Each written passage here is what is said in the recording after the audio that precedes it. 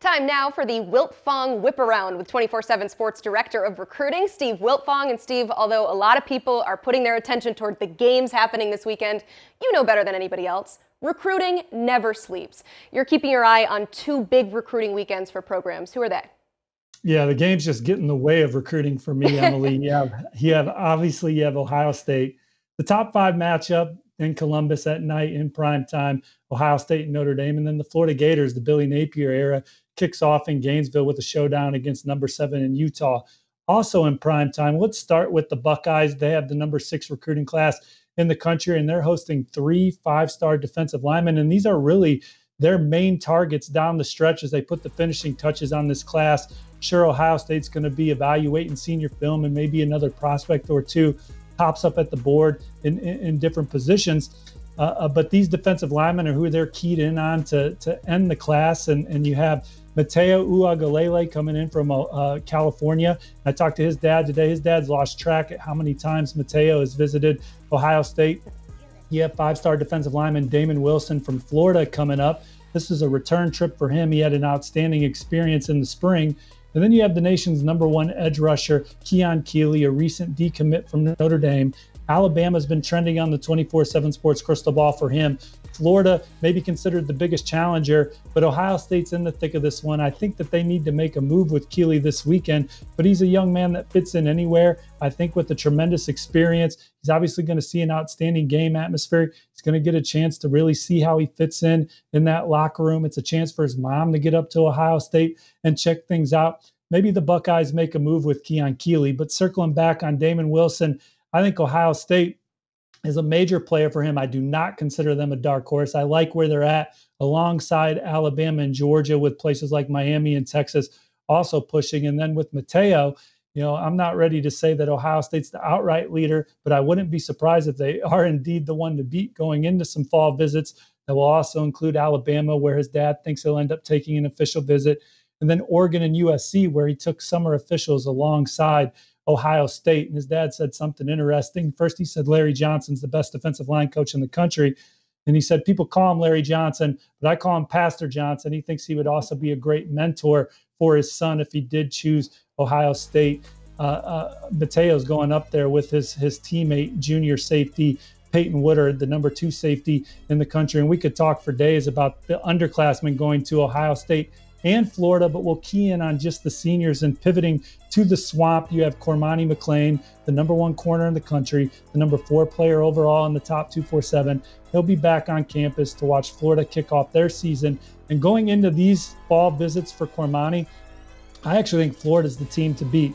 I mean, I'm certainly not sleeping on Alabama. Miami's way in that one as well. But I like where Florida sits for Cormani McClain going into the season, and we'll see how it plays out on the field and how he continues to build relationships with these staffs and continues to figure out, what's important to him regarding these programs. Florida's also recruiting 2 other pivotal targets in this class as they try and move up the ranks from number 10. They have Dijon Johnson, another cornerback.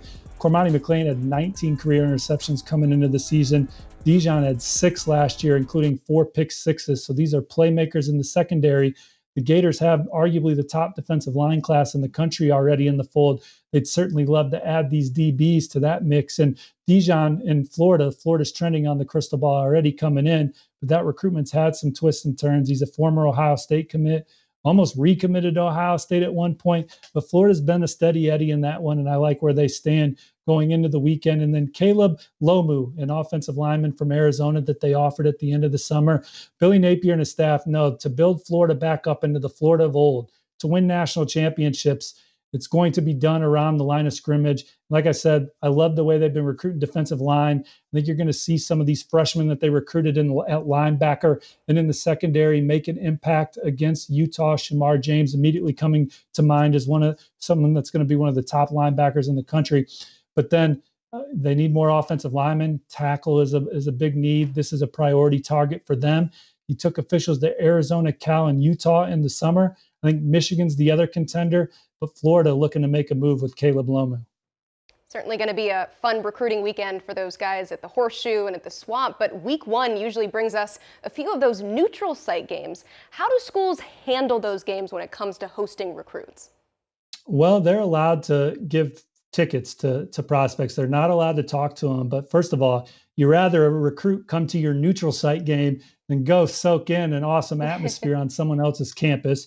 Also, people like getting free stuff to big games, and these neutral site games are some of the most anticipated matchups in the country. You have Georgia versus Oregon, and you have LSU versus Florida State, and so those are exciting games. And coaches have given out tickets to all four staffs have given out tickets to that venue, and particularly for Florida State, they're hosting one of their top overall targets, Hakeem Williams, and he may also pop up at the Georgia game, so he may go to two neutral site games this weekend and check out some of his favorite teams before going to see Pitt play next week, and then Texas A&M in 2 weeks against Miami before he makes his college decision on CBS Sports HQ on September 23rd.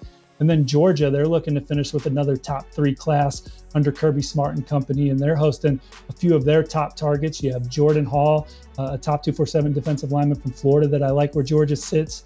Chris Peel, an electric two-way player who probably projects as a corner. I like where Georgia sits for him coming in. Davian Hobbs is a top 247 defensive lineman who they're recruiting against Alabama and Tennessee, Auburn, and North Carolina for. He's coming to this Georgia game, then he's going to go see Georgia on an official in November.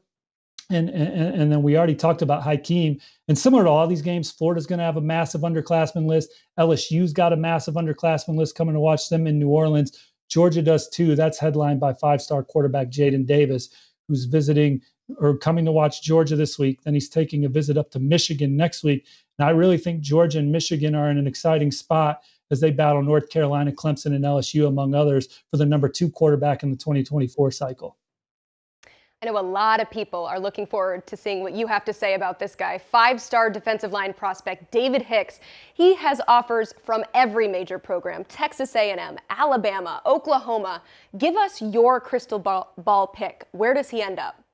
Well, I had an early one on Texas A&M way before Texas A&M even closed out the number 1 recruiting class of all time in 2023 on the 24/7 Sports Network. But as his process has continued and ramped up, I think it's Oklahoma right now, Emily, that has the momentum for David Hicks. He's locked in his next trip to Norman, an official visit for Bedlam in North Carolina when they take on Oklahoma State. But he's coming off an awesome visit to Oklahoma in July. His dad told me that one really moved the needle. I think moved the needle so much that they leapfrogged any other suitor, and they are in pole position for him. So my crystal ball is now on Oklahoma, and the Sooners have a top 5 class right now, Emily. And when you look at these first-year coaches, Mario Cristobal, Billy Napier, Dan Lanning, they're all Lincoln Riley. They're all stud recruiters, head coaches that get after it on the trail.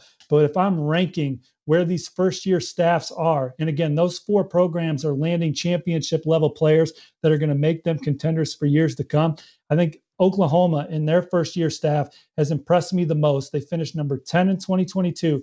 They're sitting at number 5 right now in 2023. The highest Oklahoma's ever finished in our rankings before is number 4. They've had 6 top 10 classes going back to 2010 on our network. But if they landed David Hicks, they would skyrocket to number 2. And Emily, they're nowhere close to being done. They have 5-star safety Peyton Bowen on the board. They're at the top or near the top, or they're at the top or near the top for edge rusher Tassili Akana. Samson Okunlola, they're still pounding the pavement for. Malachi Coleman's a top 247 athlete. Maybe they can fit into the class.